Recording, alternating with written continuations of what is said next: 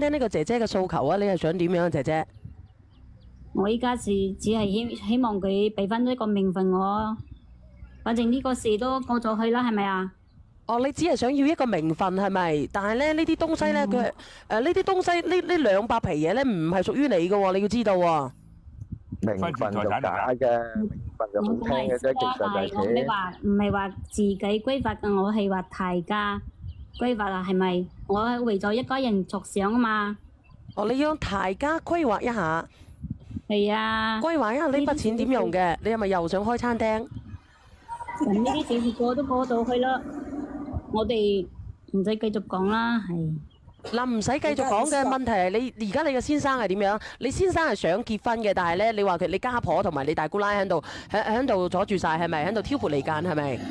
係啊，我哋依家仲想商量下點解解決目前嘅問題。我都挑撥離間啦，靚女，你咁嘅揾啲錢俾晒人呃晒啊！我都挑撥離間啊！你咁樣啦，其實咧對於你嚟講都冇乜嘢。你而家有冇嘢做啊？佢有嘢做唔使咁啦，小姐姐。你冇嘢做嘅，咁如果呢個男人養你嘅，呢2個小朋友咧，亦都係認翻你做阿媽嘅，不如算數啦，咁喺度觀察下。你就唔好去諗住呢啲嘢啦，呢啲錢咧唔歸你規劃噶啦，你該攞翻屬於你嗰份嘢。如果俾我而家去揾嘢做，你今年幾大？你話俾我知。43歲。你43歲，你走去揾嘢做得唔得㗎？佢要湊小朋友啊，小姐姐。佢要湊小朋友啊，湊仔啊，佢要。你20幾歲咧，小朋友你仲要10幾20歲啦，你仲湊乜鬼啫？如果係要做嘅，掃家都得啦，係咪啊？200萬嘅問題啊，我仲係想大家生活有個保障。點知我大姑奶啲人話我係好外人啊！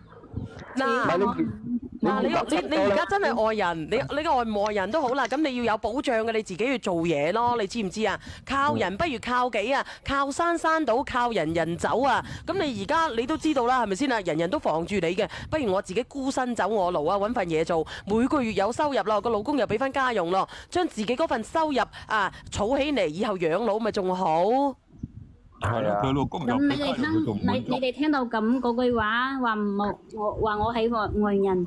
你哋聽落都好心痛啦，係咪？就係因為我老公唔喺院。咁呢個就係外人喎。要發生咗，即係暫時翻咗呢件事，對你老公嘅傷害好大。你越係要攞名分咧，嗱，你越係要攞，你越係要攞一個名分咧，你老公屋企啲人就越反感你。呢個一定係㗎啦，一定會越反感你㗎啦。佢而家完全冇接納你嘅，人哋成家人，你知唔知啊？你話芝麻綠豆嘅小事係大事嚟嘅，你睇下你拖咗咁耐，我足足咗咁耐，你自己先有勇氣講出嚟。10分鐘先講。到我都發火啊，姐姐，你唔好話你自己都唔夠膽講啊呢啲嘢。所以小燕姐姐啊，你可唔可以幫我問我老公傾下，同佢講下。你哋老公梗係接納你啊，只不過就保持現狀啫嘛，有咩問題？你話講唔講啊？你哋自己講啦，有咩好嘅？如果係咁樣嘅，我覺得我害咗你老公啊！明你老公冇？一接納你，唔係唔接納你，為咗個仔啊，佢為咗完整嘅家，佢一接納你，又唔係唔俾家用你，又唔係唔俾你喺度生活，乜有咩問題啫？咁你哋咁樣講我外人，我都心都寒咯。你心寒啊？咁你去開餐廳嗰時，有冇諗過你老公係自己人啊？你知做咩唔同你老公商量？我要同個靚仔開餐廳啊！你有冇同你老公講啊？你都當你老公係外人咯。小燕姐姐啊，你快啲幫我老公。冇辦法啊，姐姐，你咁樣你叫我點樣啊？你個心都寒埋。直播間嗰啲人好心，你哋唔好亂講啦，講到佢心都寒埋。我咧就令到你咧已經心寒咗噶啦，姐姐真係嘅。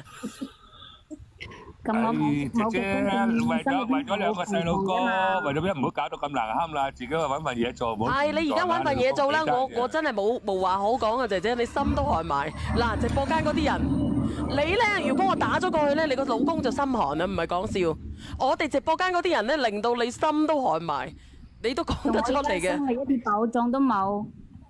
生活嘅保障係來源於你自己啊。靚女。你唔去就業咁都冇保障啊嘛！佢冇200萬揸住就冇保障啊，小袁姐姐，哎呀！嗱，我唔同你講啦，姐姐，如果咁樣嘅話，無話好講嘅，你唔好連上嚟啦，真係嘅，你自己好好檢討一下，你犯嘅唔係小事，你話俾我知小事。有幾多嘢係冇講嘅？嗱，連你老公上嚟，信唔信我連你老公上嚟啦？好似煮飯我都可以嫌咁少笑喎，笑到死我真係。你真係要你真係如果係咁樣，我真係要連你老公上嚟講清楚㗎，唔係講笑㗎。嗱，我放你落去啊，姐姐啊！要咁樣個我大家點做一家人啊？我哋都想落翻。你懶就懶啦，你又想懶又想不勞而獲。你找時都唔當佢住一家人啦，靚女。你家下使晒錢，俾人得晒錢，你先話翻嚟揾。你而家佢肯認你做一家人，你都已經偷笑啦。你哋佢老公會俾家用嚟㗎。我放你落去啊，姐姐，真係㗎，唔係同你講笑㗎。你哋都唔提啊，係咪？你個前夫有冇幾家用你？我問你，而家姐姐，如果有家用嘅，你就攞住家用就係啦，冇家用就算數啦。我放你落去，你自己揾嘢做啦。真係嘅，真係講唔過去嘅，姐姐。喂，你哋唔講，我怕晒你哋啦。咁我放你落去啊，唔好意思啊。我唔同你哋講啦。唔同就算啦，唔同就算啦。好少啲口過你啊！